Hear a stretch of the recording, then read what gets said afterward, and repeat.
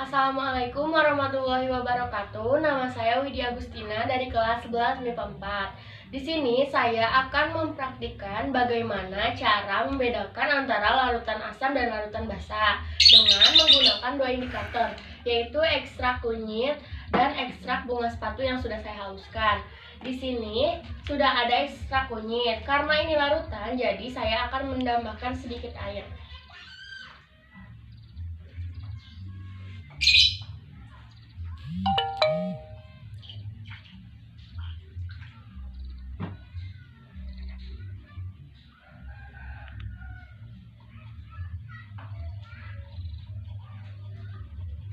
Dan di sini saya sudah memilih 10 larutan yang saya pilih untuk dijadikan percobaan. Yang pertama yaitu sampo. Karena ini larutan, saya akan menambahkan sedikit air di masing-masing larutan ini. Sedikit saja. Lalu aduk. Untuk mengaduknya, kita harus menggunakan pengaduk yang berbeda agar larutan asam dan basa tidak tercampur.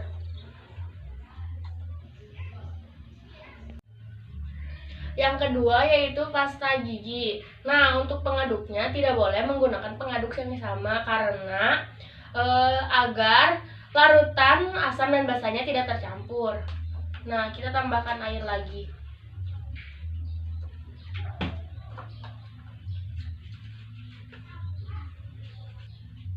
Untuk yang ketiga yaitu ada deterjen. Tambahkan air sedikit. Setelah saya memasukkan sedikit air di masing-masing larutan, langsung saja kita masukkan indikatornya, yaitu yang pertama menggunakan ekstrak kunyit. Yang pertama masukkan ke larutan sampo. Lalu kita aduk.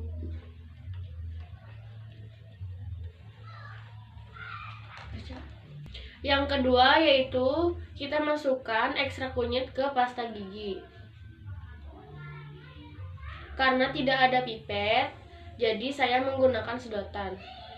Lalu aduk. Yang ketiga yaitu deterjen. Kita masukkan ekstrak kunyit ke dalam deterjen. Lalu aduk.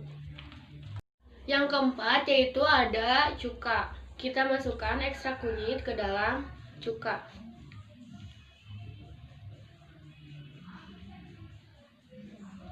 Lalu kita aduk. Yang kelima, kita masukkan ekstrak kunyit ke dalam larutan gula. Lalu aduk. Kita masukkan ekstrak kunyit ke dalam air suling atau air sumur.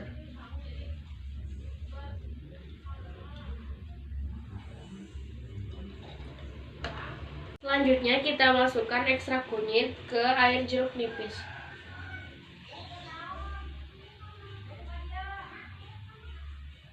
Lalu kita aduk.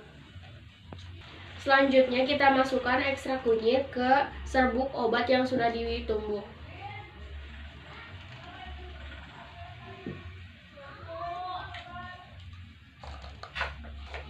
Selanjutnya ke serbuk sabun mandi, larutan sabun mandi.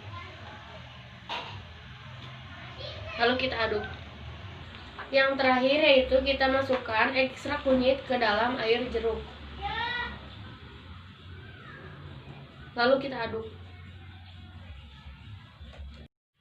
Selanjutnya saya akan memakai ekstrak atau pelarut yang kedua, yaitu menggunakan ekstrak bunga sepatu. Langsung saja kita masukkan ekstrak ini ke dalam larutan tersebut dan aduk hingga merata. Setelah saya memasukkan ekstrak bunga sepatu dan mengaduknya ke semua larutan hingga merata, dan saya akan mendiamkannya hingga warnanya berubah. Setelah itu saya akan membedakan antara larutan asam dan larutan basa. Di sini saya akan menyimpulkan perbedaan larutan asam dan basa yang menggunakan ekstrak kunyit. Nah, sudah saya kelompokkan. Bila larutannya berwarna merah pekat, berarti larutan tersebut bersifat basa. Nah, di sini larutan yang berwarna merah pekat dan seperti merah bata, yaitu larutan deterjen, larutan sabun mandi, larutan serbuk obat, dan larutan asam, yaitu larutan jeruk nipis, cuka, dan juga larutan air jeruk. Nah, di sini juga ada 3 macam larutan, yaitu larutan asam, basa, dan larutan netral. Larutan netral yaitu larutan air suling atau sumur dan gula. Pada ekstrak bunga sepatu, di sini bila perubahan warna dalam larutan asam, warnanya akan berwarna merah.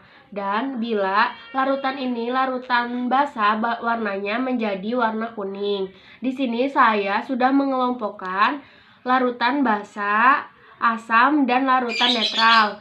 Yang pertama, larutan asam akan merubah warna menjadi warna merah, yaitu pada larutan air jeruk.